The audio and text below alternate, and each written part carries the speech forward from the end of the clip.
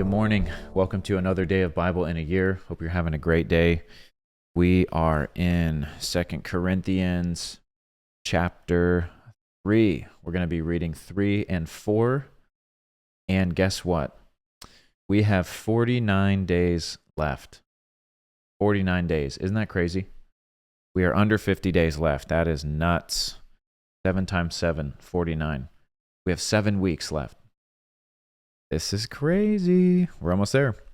Okay, let's pray, and we're going to read. Lord, thank you so much in the name of Jesus for loving us, for proving your love on the cross through your Son, Jesus. Thanks for this word. God, speak to us this morning. We want to know you. In Jesus' name, amen. All right, here we go. Chapter 3. Do we begin again to commend ourselves? Or do we need, as some others, epistles of commendation to you, or letters of commendation from you? You are our epistle written in our hearts, known and read by all men.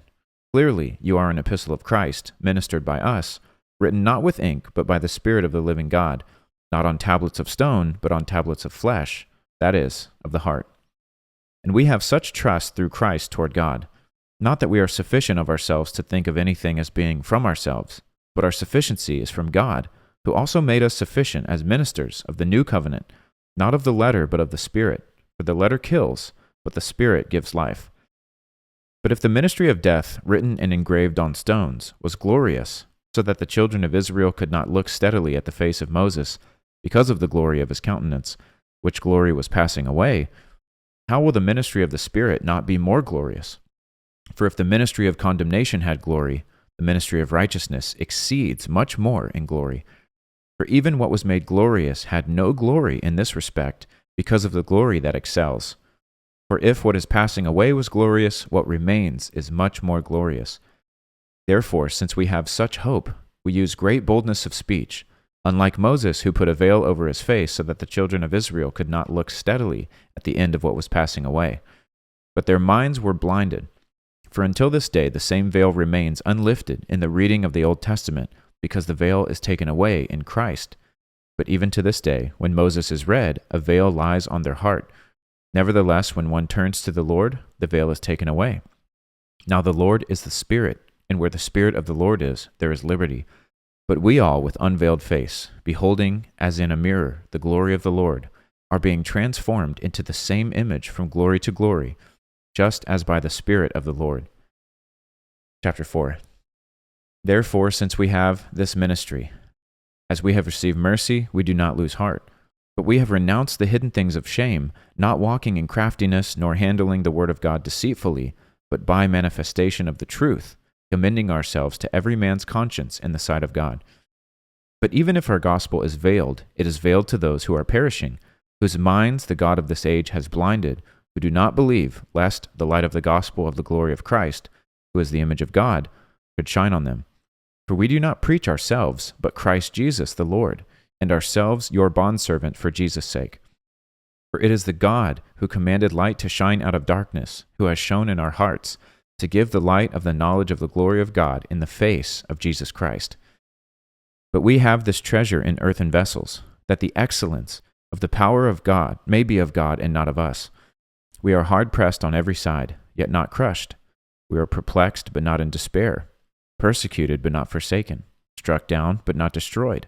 Always carrying about in the body the dying of the Lord Jesus, that the life of Jesus also may be manifested in our body. For we who live are always delivered to death for Jesus' sake, that the life of Jesus also may be manifested in our mortal flesh. So then death is working in us, but life in you. And since we have the same spirit of faith, according to what is written, I believed and therefore I spoke, we also believe and therefore speak, knowing that he who raised up the Lord Jesus will also raise us up with Jesus, and will present us with you. For all things are for your sakes, that grace, having spread through the many, may cause thanksgiving to abound to the glory of God. Therefore we do not lose heart. Even though our outward man is perishing, yet the inward man is being renewed day by day. For our light affliction, which is but for a moment, is working for us a far more exceeding and eternal weight of glory, while we do not look at the things which are seen, but at the things which are not seen. For the things which are seen are temporary, but the things which are not seen are eternal. Alrighty, that's it for today. Some good reading. I love this book. All right, we'll see you tomorrow bright and early for another day of Bible in a year. God bless.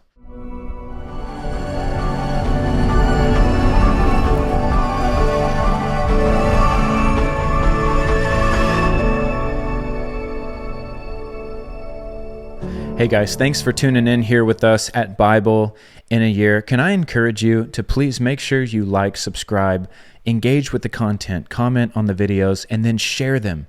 That is how we are going to see a global movement, is if everyone shares it with someone else. This is not about someone getting popular or anything. We're just reading the Bible. So if you want to see the Bible go viral in 2025, share this video. And let people know this is happening every single day.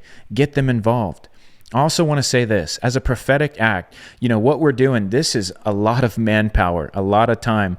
I'm a busy guy. I travel a lot, over 60,000 miles a year, running a ministry, Promise Keepers, a national men's ministry. We're putting on events. We do a live weekly Zoom every Wednesday night for the guys. I lead local groups here at home. I'm just saying, I don't need more things to do, but this was on my heart. This was important. And it's not just me doing this. We have an entire team that is making sure emails go out, that is tracking all the data, that is clipping this up, that is editing and uploading and taking care of all the logistics that you don't see behind the scenes, doing the marketing, doing the PR. I'm going to ask you to do one thing. This is a free gift. And I'm going to ask you, every day that you attend, will you just set aside $1?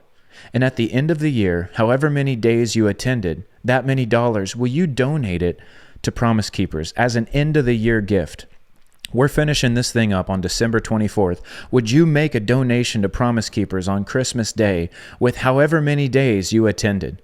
If people around the world did that, we would be able to continue providing free resources just like this. I want you to think about this.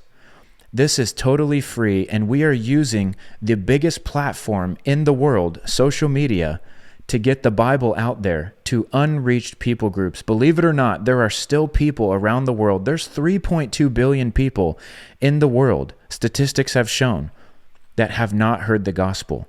When you share and when you give, you enable us to do this full time. And so I'm just asking, not for you to give right now, not for you to sign up as a monthly giver.